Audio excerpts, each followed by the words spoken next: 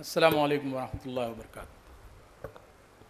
نحمد و نصلی علی رسول الکریم، اما بعد، اعوذ باللہ من الشیطان الرجیم، بسم اللہ الرحمن الرحیم۔ اقرأ باسم ربک الذی خلق، خلق الانسان من علق، اقرأ وربک الاکرم الذی علم بالقلم، علم الانسان ما لم یعلم۔ صدق اللہ العظیم۔ رب اشرح لی صدری ویسر لی امری واحلل عقدۃ من لسانی یفقہوا قولی۔ اسٹیج پر جلوہ افروز ملت کے ہراول دستے کے کمانڈرز، میرے عزیز طلبہ اور نوجوان ساتھیوں، اور امت کے جو آپ سے توقع وابستہ کر بیٹھی ہے، ایسا ملت اسلامیہ کا وہ ہراول دستہ کہ جو آپ میں موجود ہے، اور میرے ہم عمر ساتھیوں، سب سے پہلے تو دوپہر کے کھانے کے بعد یہاں ہم بیٹھے ہیں، اور ایشینز کی عادت ہوتی ہے کہ ایک چھوٹا موٹا قلولہ اور کبھی کبھی گھنٹے 2 گھنٹے کا قلولہ، اور اگر وہ غائب ہو جائے اور اس میں 2 پرمغز تقاریر ہوں اور اس کے بعد صدارتی تقریر کے لیے بھی کہا جائے تو بہت بڑا مسئلہ لوگوں کے سامنے کھڑا ہو جاتا ہے۔ تو اگر آپ کی اجازت ہو تو تعلیم جیسے خوش موضوع پر بہت تھوڑی دیر کے لیے میں بھی جو ہے وہ آپ کے سامنے اس امید کے ساتھ کہ ایک زندہ قوم کے زندہ نوجوان یہ چاہتے ہیں کہ جو باطل نظام تعلیم جاری ہے اس کو بدلا جائے، اگر آپ کی اجازت ہو تو میں اپنے کچھ خیالات آپ کے سامنے رکھوں۔ اور وہ لوگ کہ جن سے ہم یہ محسوس کرتے ہیں کہ ان کے اندر وہ لہو دوڑ رہا ہے کہ جو آج تعلیم کے نام پر ہو رہے ظلم اور ناانصافی کے خلاف اور انسانیت کو غلام بنانے والے اس نظام تعلیم کے خلاف اپنے دل میں نفرت محسوس کرتے ہیں، تو آج ہم تھوڑا اور وقت، تھوڑی اور ہمت کے ساتھ یہاں توجہ کے ساتھ بیٹھیں گے اور سنیں گے انشاءاللہ۔ سب سے پہلے تو مبارکباد فیو کو کہ انہوں نے اتنا اچھا پروگرام جو ہے وہ یہاں پر منعقد کیا۔ وَلَا تَهِنُوا وَلَا تَحْزَنُوا وَأَنْتُمُ الْأَعْلَوْنَ إِن كُنتُم مُؤْمِنِينَ، دل شکستہ نہ ہو، غم نہ کرو، تم ہی غالب رہو گے اگر تم مومن ہو۔ اور یہ اللہ کا احسان ہے کہ وہ لوگ جو میرے ساتھ ابھی یہاں موجود ہیں انہوں نے وہ دور بھی دیکھا ہے کہ اسی عنوانوں پر کی گئی کانفرنسوں نے ملت اسلامیہ کو ایسی قیادت بخشی ہے اس ملک کے اندر کہ جو آج ہمارے رہنما ہیں، ہمارے قائد ہیں، اور ہم کو جو ہر مقام پر ہماری رہنمائی کرتے ہیں۔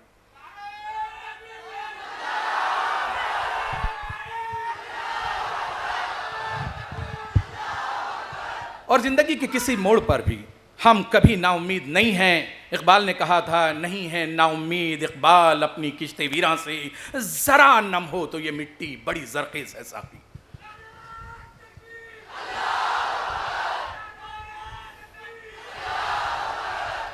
سامعین گرامی، نوجوان ساتھیوں، دوسری مبارکباد اس بات پر کہ وہ عنوان جو آپ نے منتخب کیا ہے کہ سامراجیت کا نیا ہتھیار نظام تعلیم یہ وہ فکری عنوان ہے جو آپ کے اندر وہ گرمی پیدا کر دے گا کہ آپ کو بے چین کر دے گا کہ آخر کون سا نظام تعلیم ہے، کون سا طاغوتی نظام تعلیم ہے، نہ جانے کیسے کیسے طغا اور سرکش اس کے ذریعے تیار ہو رہے ہیں۔ کیا ہم ایسے نظام تعلیم کو جھیلنے کے لیے تیار ہیں؟ آج سب سے پہلے اللہ کا شکر اور احسان ہے کہ اس اخلاقی زوال اور فکری انحطاط کے دور میں بھی کہ جبکہ تعلیم کو صرف آنتڑیوں کے ساتھ جوڑ کر دیکھا جا رہا ہے، یعنی تعلیم کو صرف فکر معاش کے مقصد کے طور پر دیکھا جا رہا ہے، ایسے حالات میں یہ امت اقرا کہ جس سے کہا گیا پڑھو اپنے رب کے نام کے ساتھ جس نے پیدا کیا، الحمدللہ ہم جانتے ہیں کہ یہ وہ خیر امت ہے کہ جس کا تعلق ہمیشہ سے علم و تعلم سے رہا، لیکن آج پتہ نہیں کیوں وہ بھی اپنے مقصد سے دور جا کھڑی ہوئی ہے۔ مولانا نے صحیح کہا تھا، لیکن ہمیں بھی فخر ہے، ہمارے اسلاف کی تاریخ پر فخر ہے، اور جب آپ پر کسی دوسرے کی تاریخ کو تھوپا جائے تب تو آپ کو اپنے ماضی کو ضرور یاد کرنا چاہیے۔ آج ہمارے ملک کی ایک بہت بڑی اکثریت تعلیم کے حقیقی مفہوم ہی سے ناشنا ہے، اور ایسے حالات میں آپ پر یہ ذمہ داری عائد ہوتی ہے کہ تعلیم کے حقیقی مفہوم کو سمجھائیں، لوگوں تک پہنچیں اور انہیں بتا دیں کہ تعلیم صرف تدریس نہیں ہے، یعنی پڑھنا لکھنا سکھانا۔ تعلیم صرف تدریب نہیں ہے، یعنی علوم و فنون سکھانا۔ تعلیم صرف تادیب بھی نہیں ہے، یعنی ادب و تعظیم سکھانا، بلکہ تعلیم تربیت بھی ہے جس کے اس مقصد کو فراموش کر دیا گیا ہے۔ نعرہ تکبیر! نعرہ تکبیر! عزیز نوجوان ساتھیوں، تعلیم کو اور زیادہ گہرائی سے سمجھیں تو میرے عزیز برادر عابد نے جو باتیں آپ کے سامنے رکھی کہ بے شک تعلیم خود شناسی کا نام ہے، اپنی ذات کو پہچاننے کا نام ہے، اور اپنی ذات کے ذریعے خدا تک رسائی کا نام ہے، یعنی تعلیم خود شناسی بھی ہے اور خدا شناسی بھی ہے۔ تعلیم معرفت الہی کا ذریعہ بھی ہے اور تعلیم معرفت حشر و نشر بھی ہے۔ تعلیم انسانی روح کی تطہیر کا نام ہے۔ تعلیم صرف ذہنی، جسمانی اور اخلاقی نشو و نما نہیں ہے، بلکہ تعلیم تزکیہ نفس کا نام بھی ہے۔ تعلیم باطن کی پاکیزگی کا نام ہے، تعمیر سیرت و کردار کا نام ہے۔ جہاں تعلیم ذہن سازی ہے وہیں تعلیم انسان سازی بھی ہے۔ جہاں تعلیم فرد کو تیار کرتی ہے اور ان افراد سے معاشرے تیار پاتے ہیں، یعنی تعلیم سماج سازی کا نام ہے، معاشرے کی تیاری کا نام ہے۔ لیکن آئیے تو صحیح، ذرا دیکھیں تو صحیح کہ ہم کس نظام تعلیم کو فالو کر رہے ہیں۔ وہ کون سا فرسودہ نظام تعلیم ہے جو لارڈ میکالے کی سازشوں کا نتیجہ تھا اور جس کے ذریعے مقصد تھا کہ انتظامی مشنری کے غلام تیار کیے جائیں، اس کے کل پرزے تیار کیے جائیں تاکہ سرکار کے کام کو چلانے میں آسانی ہو۔ جہاں مقصد تھا کہ حکمراں قوم سے وابستہ وہ افراد تیار کیے جائیں جو سرکاری ملازم ہوں، جو اپنی تہذیب اور ثقافت کو بھول چکے ہوں، اور اسی لیے لارڈ میکالے اپنے ایک سازشی خط میں سرکار کو لکھتا ہے کہ ہم ان کی ساری تعلیم کا انتظام نہیں کر سکتے، لیکن ہم ان میں سے ایک طبقہ ایسا ضرور تیار کر لیں گے جو رنگ اور خون کے اعتبار سے تو ہندوستانی ہوگا، لیکن ذوق، طرز فکر، اخلاق اور فہم و فراست کے نقطہ نظر سے وہ انگریز ہوگا اور ہمارا کام کرے گا، یعنی یہ انہی کے درمیان رہ کر ہمارا کام کرنے والا۔ اور اس کے لیے انہیں وہ غلام درکار تھے۔ حکمراں قوم کو ایسے ذہن تیار کرنا تھا، ایسے غلام تیار کرنا تھا، یہ میکالے کا سب سے بڑا مشن تھا۔ اور اسی لیے بالخصوص اس ہندوستان کے تمام باشندوں میں خصوصیت کے ساتھ مسلمانوں کو ٹارگٹ کیا گیا کہ وہ اپنے سارے تہذیبی ورثے کے بارے میں شدید احساس کمتری کا شکار بن جائیں اور ان کے دلوں پر مغرب کی بالادستی کا سکہ بٹھا دیا جائے، اور نئی نسل کو ہر ممکن طریقے سے یہ یقین کر لینے پر مجبور کر لیا جائے کہ اگر دنیا میں ترقی چاہتے ہو، سر بلندی چاہتے ہو، تو اپنی فکر کو فراموش کر دو، اپنے فلسفے کو بھول جاؤ، اپنی تہذیب کو اٹھا کر رکھ دو، اپنی معاشرت کو ماضی کا ایک باب پاری نہ سمجھ کر بھول جائیے اور حقارت بھری نظر ڈال دیجئے پیچھے اور آگے مغرب کو دیکھیے اور مغرب کے راستے کی پیروی کیجئے. یہ بات آج ڈھکی چھپی نہیں ہے کہ اس نظام تعلیم نے انگریزوں کے سامراج میں مدد کی اور ایسی نسل تیار کی جو ذہنی طور پر غلام تھی. آج ایک بار پھر نظام تعلیم کو ہتھیار بنایا جا رہا ہے. سامراجیت کا ہتھیار.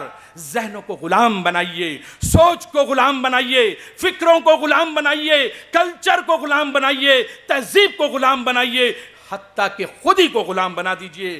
حسر حاضر ملک الموت ہے تیرا جس نے قبض کی روح تیری دے کے تجھے فکر معاش, اور شاہین نوجوانوں فیض فطرت نے تجھے دی دے شاہی بخشا جس میں رکھ دی ہے غلامی نے نگاہ خفائی. ہم بھول گئے اس ساری تعلیم کو جب پیٹ سے جوڑ دیا گیا اور انسان کے اندر اس نظام تعلیم نے مادیت پرستی کو کوٹ کوٹ کر بھر دیا, تو ہم دیکھتے ہیں کہ صبح تیار ہونے والا وہ بندہ معاش کے اصول کے لیے گھر سے نکلتا ہے تو اپنے گھر کی گاڑی کو کھینچنے والا ایک معاشی حیوان ہوتا ہے, جہاں اس کا مقصد اس کے دماغ میں صرف پیٹ بھرنا, اپنے گھر کے 52 بھوتوں کے پیٹ بھرنا, اور اس کے بعد کار, گاڑی, بنگلہ, bank balance, mobile, computer, office, سامان تعیش. اور کون ہوتا ہے ان کا آئیڈیل؟ یہ سلمان, یہ سچن, یہ امبانی, وہ جو کروڑوں میں کھیلتے ہیں. اور یہ انہوں نے جو مادیت پرستی کو اپنے اندر اتارا, ان کے ہاں مقصد صرف 2 مٹھی اناج حاصل کرنا رہ گیا جو ان کے پیٹ بھر سکے. اقبال نے کہا تھا وہ علم نہیں زہر ہے احرار کے حق میں, وہ علم نہیں زہر ہے احرار کے حق میں, جس علم کا حاصل ہو جہاں میں 2 کفے جو. آج تن پروری, جیسا کہ برادر عابد نے بتایا, میں انتہائی اختصار کے ساتھ بات کروں گا. مجھے تقریر سے پہلے ہی چٹھی دے دی گئی ہے کہ 30 منٹ کے اندر اندر آپ کو اپنی ساری باتیں رکھنی ہیں.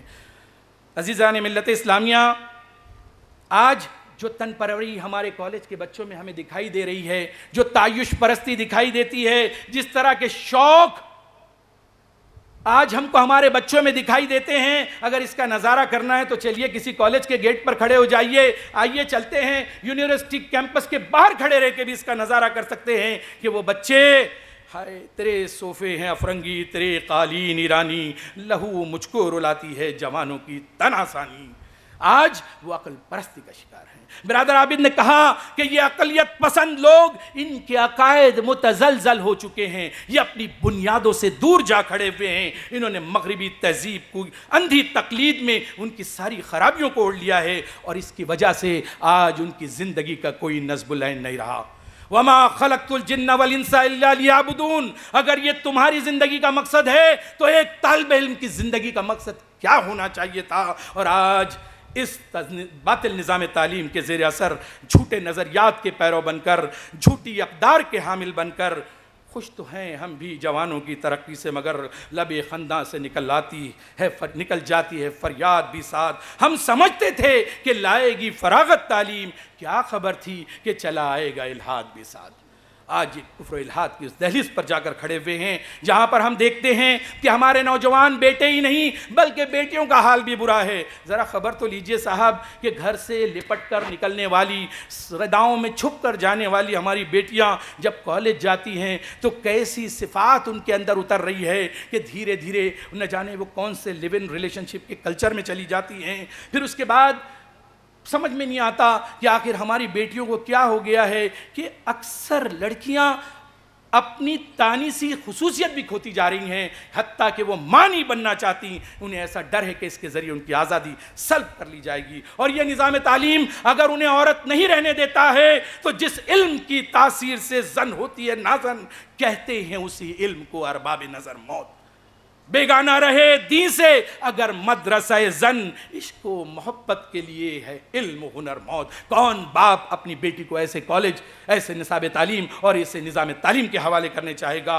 اب سوال یہ پیدا ہوتا ہے کہ آخر ان حالات میں ہمارے اساتذہ کہاں کھڑے ہوئے ہیں؟ تو ہمیں یہ دیکھتے ہوئے ڈاکٹر ڈبلیو ڈی ہنٹر کے وہ الفاظ یاد آتے ہیں کہ اب ہم نے لوگوں کے ذہنوں کو ایسا بنا دیا ہے کہ خواہ وہ ہندو ہو یا مسلمان اپنے بزرگوں کے عقائد کو غلط سمجھتا ہے۔ آئیے ہمارے نوجوانوں کو کھنگالیں اور پوچھیں ان سے کہ آخر وہ معرفت حشر و نشر جانتے ہیں، معرفت الہی کا مقصد سمجھتے ہیں کہ بس ان کی زندگی میں معاش اور یہ ساری چیزیں جو اس سے جڑی ہوئی ہیں وہی مقصد بن گئی ہیں۔ اور اسی لیے تو باپ اپنے بیٹے کو ڈاکٹر بنانا چاہتا ہے اور برسوں کے خرچ، اخراجات اور رٹو نظام تعلیم نے ایسے ٹٹو کو پیدا کیا جو ڈاکٹر کے نام پر گردوں اور مردوں کا کاروبار کرتا ہے، ایسے انجینئر کو پیدا کیا کہ جو ایسی عمارات تعمیر کرتے ہیں، ایسے برج تعمیر کرتے ہیں جو اپنے افتتاح کے دن بھی نہیں دیکھ پاتے۔ اور اگر ٹیچر ہیں تو معاف کیجئے گا، ہمارے ٹیچر حضرات نے بھی اس معاملے میں بددیانتی کا ثبوت دیا ہے۔ اپنی تنخواہ، بقایا جات اور کم سے کم گھنٹوں کے حساب میں الجھے ہوئے ہمارے ٹیچر اپنے مقصد سے بہت دور جا کھڑے ہوئے ہیں، اور اسی لیے ہمارا اسکول، ہمارا نظام تعلیم کھوکھلا نظر آتا ہے۔ اور اس کی ہمیں کیسے لوگ مل رہے ہیں کہ ارشد مہتا جیسا فائنینشیل ایکسپرٹ جو ہے وہ ہمارے ساتھ ہے، اور ارجن کتنے گھوٹالوں کے روئے رواں ہیں۔ کیا ایسے ہی سماجی نظام اور سماجیات اور ایسے ہی سماج کی تعمیر کا خواب ڈاکٹر ذاکر حسین نے دیکھا تھا؟ آئیے اس بات کو اختصار کے ساتھ ہم آپ کے سامنے رکھتے ہیں، اور ایک حوالہ اور دینا چاہوں گا کہ امریکہ کی جان ہاپکنسن یونیورسٹی کا صدر اسٹیون مولر کہتا ہے کہ آج کے دور کی یونیورسٹیاں اعلیٰ صلاحیتوں کے حامل وحشی پیدا کر رہی ہیں، کیونکہ یہ نئی نسل اخلاقی قدروں سے ناآشنا ہے۔ آپ اس تعلق سے سوچئے تو صحیح کہ اس نظام تعلیم نے ہمیں دیا کیا ہے، اور دوسری طرف جیسا کہ برادر عابد نے بتایا، اور یہ ایک بہت بڑی مجبوری ہوتی ہے صدر کے ساتھ میں کہ وہ بہت ساری باتیں سوچ کے آتا ہے اور پہلے سے ہی ہو بھی جاتی ہیں۔ وہ بھگوا کرن کی بات جو ایک دانشورانہ دہشت گردی ہے، اس نے ہندوستان کو چاروں طرف سے اپنے گرفتاری میں لے لیا ہے، اور میدان تعلیم اس سے باقی نہیں رہا ہے۔ مرلی منوہر جوشی نے جو خواب دیکھا تھا اور اس کے بعد تعلیم کے بھگوا کرن کے نام پر جو کوشش ہوئی تھی، اس میں ایک قوم کو یہ احساس دلانا تھا کہ تمہاری تاریخ بہت اچھی ہے، تمہاری روایات بہت عظیم ہیں، اور دوسری طرف ایسی خود ساختہ تاریخ بنا کر ان کے اندر تفاخر پیدا کرنا تھا، جبکہ ان کے اندر یہ احساس پیدا کرنے کے لیے دوسری ضرورت ہے کہ ایک دشمن کھڑا کیا جائے، اور وہ دشمن جو ہے وہ یہ اقلیت ہے، یہ بیچارہ مسلم قوم مسلم جو ہے ان کے سامنے مائنورٹی جو ہے ان کے دشمن کے طور پر پیش کی جاتی ہے۔ اور اس زعفرانیانی کی پوری عملی کوشش دہائیوں سے چل رہی ہے۔ ہم جانتے ہیں کہ ودیا بھارتی نے 18,000 سے زائد شیشو مندر اور اسکول کا نیٹ ورک پورے بھارت ورش میں جو ہے وہ پھیلایا ہوا ہے، اور اس کے ذریعے وہ بچوں کے ذہنوں میں نفرت کے بیج بو رہے ہیں، جو اب آپ کو دیکھ رہے ہیں کہ دوسرے کی اس تشتری کے کھانے کو دیکھ کر پھل دے رہے ہیں۔ افسوس کہ صرف طلبہ پر ہی نہیں محنت کی انہوں نے، بلکہ وہ علاقے کہ جہاں ہم جا بھی نہیں پاتے، ہمارا دعوتی پیغام بھی نہیں پہنچتا، ایسے آدی واسی علاقوں میں انہوں نے ون واسی کلیان آشرم کے نام پر ہاسٹل چلائے ہیں۔ اکھل ودیان فاؤنڈیشن کے نام پر ایک ٹیچر انہیں سنسکرت کی تعلیم دیتا ہے اور بنیادی تعلیم کے لیے تیار کرتا ہے۔ اساتذہ کی ان کی اپنی تنظیمی تربیت ہوتی ہے۔ بھارتی ادھیاپک پریشد کے ذریعے طلبہ کی رہنمائی کے لیے ABVP جیسی کئی تنظیمیں ہیں، کئی colleges, school, study circle, hostels کا ایک بڑا نیٹ ورک ہے۔ ذرا اپنے گریبان میں بھی جھانک کر دیکھیے کہ کیا ہم نے ایسی کوئی کوشش کی ہے؟ آج اگر یہ مجمع اس بات کے عہد کے ساتھ اپنے ذہن میں کوئی خاکہ تیار کرتا ہے، اور مجھے اللہ کی ذات سے امید ہے کہ وہ یہ اسی مقصد کے لیے آج جمع ہوئے ہیں کہ یہ نظام تعلیم، یہ نصاب تعلیم، یہ طریقہ تعلیم، یہ فلسفہ تعلیم جو اپنے پنجے گاڑ چکا ہے، چاہے وہ NCERT ہو، چاہے UGC ہو، CBSE ہو، Indian council of social science research ہو، یا Indian council of historical research ہو، ان تمام بڑی ایجنسیوں پر آج ان کے تیار کردہ کٹ پتلیاں بیٹھی ہوئی ہیں اور وہ پالیسیاں بناتی ہیں۔ ہمارے کتنے لوگ تیار ہوئے ہیں؟ کبھی ہم نے اس کے تعلق سے کوئی لانگ ٹرم پلاننگ کی؟ وہاں تو شکشا نیتی آیوگ موجود ہے، جہاں 86 سال کا بوڑھا بترا کتابیں لکھتا ہے، لکھتا نہیں ہے صاحب، گھڑتا ہے، جھوٹ گھڑتا ہے۔ وہ یہ کہتا ہے کہ ہندوستان میں، ہم نہیں کہتے، ہندوستان ٹائمز کی رپورٹ ہے، رائٹر کرن ناگر کہہ رہا ہے کہ آزادی کے بعد سے ہندوستان میں انسانوں کے ذریعے کئی تباہیاں آئیں، بٹوارا ہوا، چینی دراندازی ہوئی، دہشت گردانہ حملے ہوئے، لیکن ان تمام آفات سے اگر بڑی کوئی بھیانک دشمن ہے، بڑا کوئی بھیانک دشمن ہے اس دیش کے اندر، تو وہ ہے دیناناتھ بترا، جو نصاب تعلیم کے نام پر ایک نئی چیز گھڑ رہا ہے اور جسمانی تعلیم کی کتابوں میں تبدیلیاں، سائنس تبدیل، جغرافیہ تبدیل، حساب تبدیل، 9ویں کلاس کی کتاب میں ہندوستان کو درپیش مسائل کی فہرست میں جہاں رشوت ہے، کرپشن ہے، وہیں اسمگلنگ کے ساتھ ساتھ مائنورٹیز کو بھی ایک پرابلم بنا کر پیش کیا گیا ہے۔ نفرت کی ایسی فصل جو ہے وہ تیار ہے، اور ان مائنورٹیز میں صرف ہم نہیں ہیں، ہمارے ساتھ میں ہمارے عیسائی اور پارسی بھائی بھی کھڑے ہوئے ہیں۔ آزادی کی جنگ کو مسلمانوں کے خلاف جنگ بتایا جا رہا ہے۔ جب کتابوں سے یہ درس اس سادہ ورق والی نسل کو ملے گا تو کیا نتائج کی توقع آپ کر سکتے ہیں؟ بٹوارے کی پوری ذمہ داری مسلمانوں کے سر ڈالی جاتی ہے، اور تو اور گاندھی کے قتل کو، فسادات کو روکنے کی کوششوں کا نتیجہ بتایا جاتا ہے۔ تعلیم کی رانی ابھی آپ نے دیکھا، وہ ہماری اسمرتی ایرانی، کیسا اس نے ویداز، اپنشد اور قدیم ہندوستانی روایات کو تاریخ کی 8ویں، 9ویں اور 10ویں کی کتاب میں شامل کرنے کی کوشش کی، اور ان کاموں کے لیے ہیڈ کوارٹر پوری طرح سے سپورٹ کرتا ہے، بلکہ وندے ماترم لاگو کرو، بھارت ماتا کی جے کو پکارنے کو لازمی قرار دیا جائے، سوریہ نمسکار صبح کا پہلا حصہ ہو، سرسوتی وندنا کے بغیر اسکول کیسے شروع ہو، اور ساتھ ہی اسکول کسی کا بھی ہو ہندو تہواروں کا التزام کیا جائے، حتیٰ کہ گیتا اور مہابھارت کو بھی نصاب میں شامل کرو۔ آخر یہ ساری کوششیں کیسے ہندوستان کی تعمیر کی ہیں؟ جغرافیہ میں زمین و آسمان کے قلابے ملا دیے گئے، اکھنڈ بھارت کا تصور پیش کیا گیا۔ سائنس میں تبدیلی ہو گئی، میرے بھائیوں نے بتایا جہاز کس نے ایجاد کیا؟ وہ تو کہتے ہیں کہ 7600 سال پہلے ہمارے پوروجوں نے ایجاد کیا تھا۔ ٹیسٹ ٹیوب، بھاپ کا انجن، ٹیلی ویژن، موٹر کاریں، یہ سب جو ہے پرانے کلچر کی ایجادات ہیں، اور یہ ان کے ذہنوں میں بھرا جا رہا ہے۔ الجبرا عربوں کو ہندوستانیوں نے تحفے میں دیا ہے۔ الغرض اپنے ماضی پر فخر، اپنی نسل پر فخر، اپنی تہذیب پر فخر اور اپنے کلچر پر فخر، یہی ہے وہ قومی تفاخر جو ان کے اندر احساس کمتری کو دور کرنے کے لیے ڈالا جا رہا ہے، اور اس کا ہتھیار ہے تعلیم۔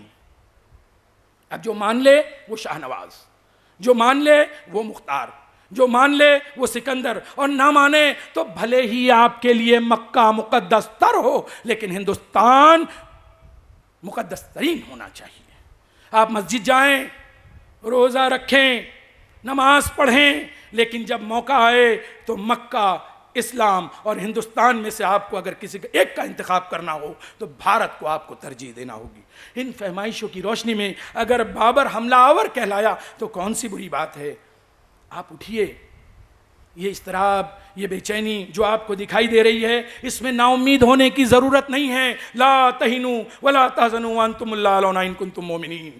ایسے حالات میں 1937 میں جب یو پی میں صوبائی حکومت کی تشکیل کی گئی تھی اور سمپورنانند جی یہی بات کہنا چاہ رہے تھے، تو مولانا ابوالکلام آزاد نے جو کہا تھا، نوٹ کیجئے کہ مسلمانوں کو ایسا کوئی نظریہ تسلیم نہیں۔ مسلمان قیامت تک اس مقصد سے متفق نہیں ہو سکتے کہ ہندوستان سے مسلم قوم، مسلم تہذیب، مسلم کلچر اور مسلم خصائص کے امتیازی اوصاف فنا ہو جائیں۔ نعرہ تکبیر، نعرہ تکبیر۔ آج آپ کو بھی مولانا ہی کے انداز میں یہ بات کہہ دینی چاہیے، اور میں فیو کے اس اسٹیج سے یہ اعلان کرتا ہوں، ہم ہندو مت میں جذب ہونے کے لیے ایک لمحے کے لیے بھی تیار نہیں۔ نعرہ تکبیر، نعرہ تکبیر، نعرہ تکبیر۔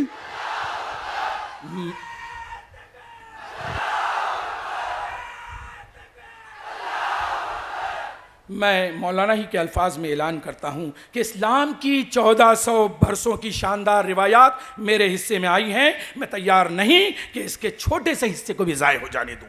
اسلام کی تہذیب، تاریخ میرا دولت ہے، میرا ورثہ ہے، میرا سرمایہ ہے، اور میرا فرض ہے کہ میں اس کی حفاظت کروں۔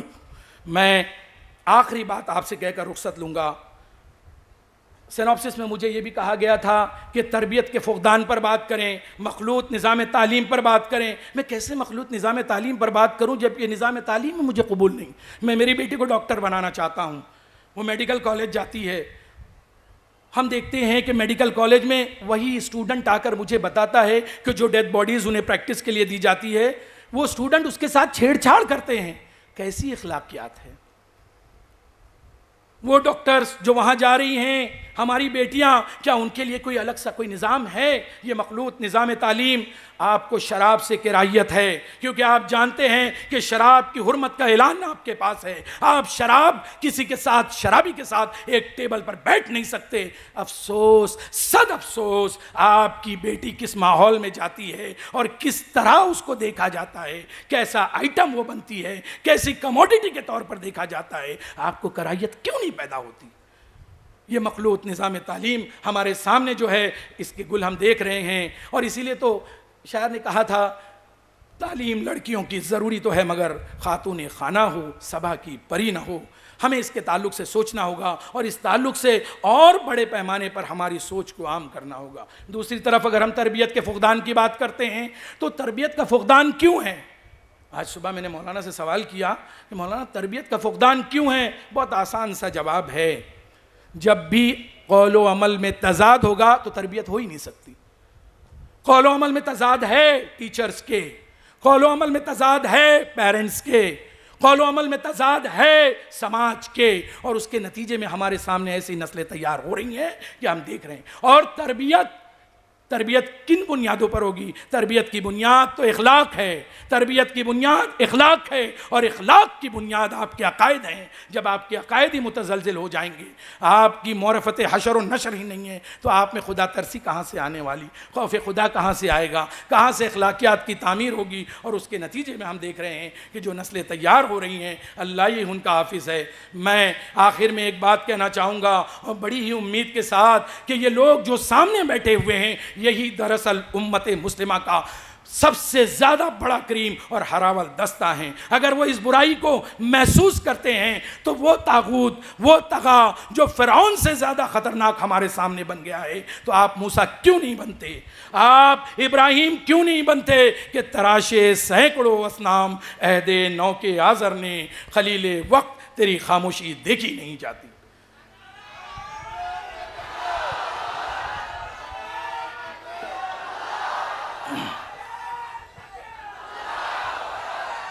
آخر میں میں اللہ سے دعا کرتا ہوں، اللہ تبارک و تعالیٰ تعلیم کے حقیقی مقصود کو اس نسل میں، اس کے صحیح مفہوم کو اس نسل کے اندر جاگزی کر دے اور اس پیغام کو ہماری ملت اسلامیہ میں عام کر دے، اور تعلیم کو اس کی صحیح روح کے ساتھ ہمارے نوجوانوں میں اتار دے، اور یہ کیمپس ایک اسلامی کیمپس بن جائیں. یہ نظام تعلیم وہ اسلامی نظام تعلیم ہو جو مطلوب ہے، اور جس کے ذریعے ایسے انسان تیار ہوں جو معاشرے کا کریم ہوں، اور جن کو دیکھ کر لوگ کہہ سکیں کہ یہ معاشرے کی تشکیل کا گارہ ہیں. اور یاد رکھیے کہ تربیت کے لیے آپ کو قرآن و سنت کی طرف ہی لوٹنا پڑے گا کہ اصل ماخذ وہی ہیں. وآخر الدعوانا ان الحمد للہ رب العالمین.